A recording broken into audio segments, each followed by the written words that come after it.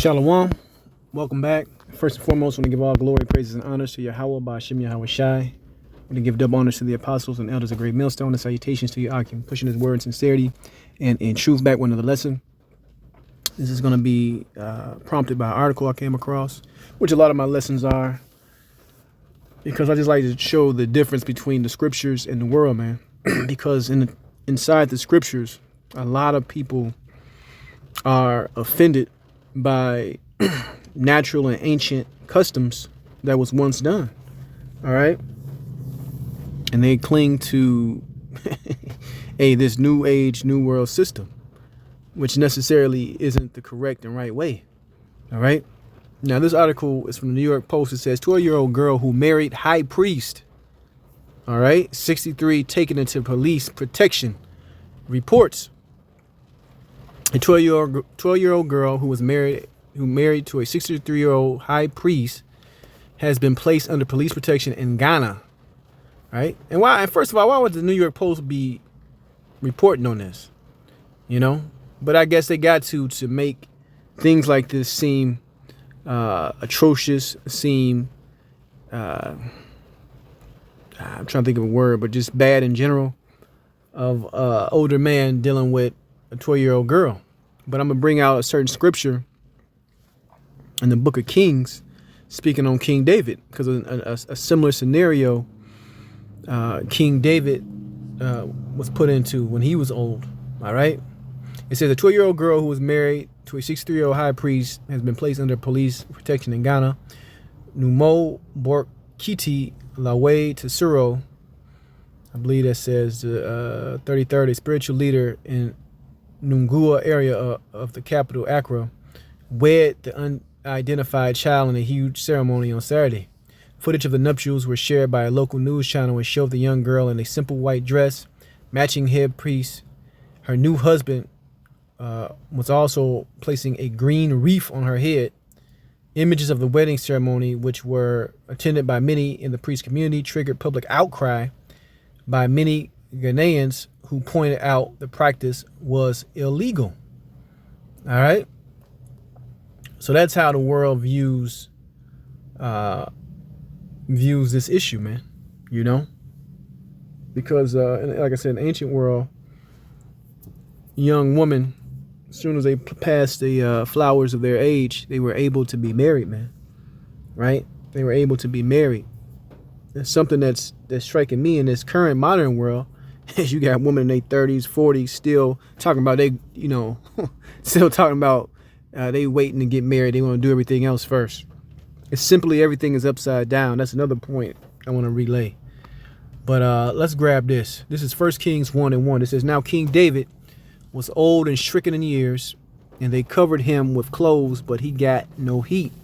Wherefore his servants said unto him, let there be sought for my lord the king a young virgin, and let her stand before the king, and let her cherish him, and let her lie in thy bosom, that the Lord the king may get heat.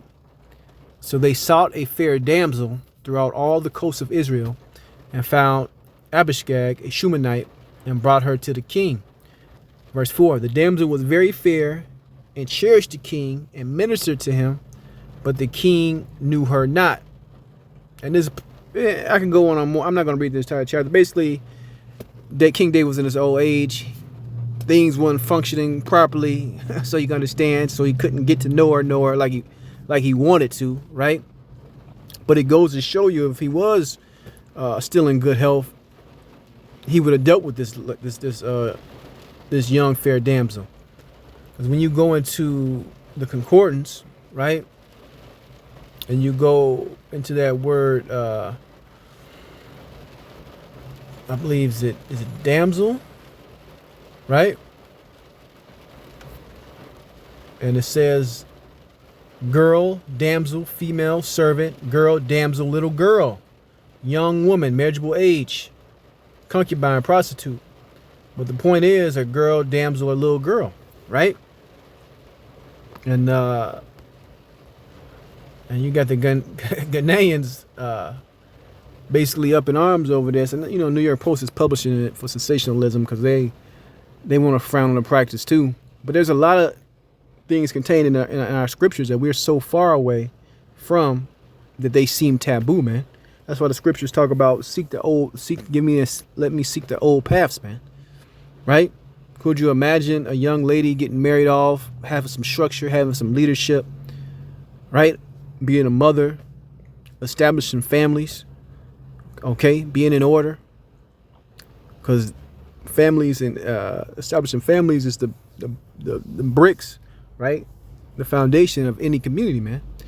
And when we get back into our kingdom, you're going to have young women, right, being married off, all right, getting wed, having marriage, having kids, having children.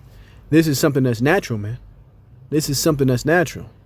In this society, we have something like arrested development where people don't grow the fuck up until they damn near 50 years old, man.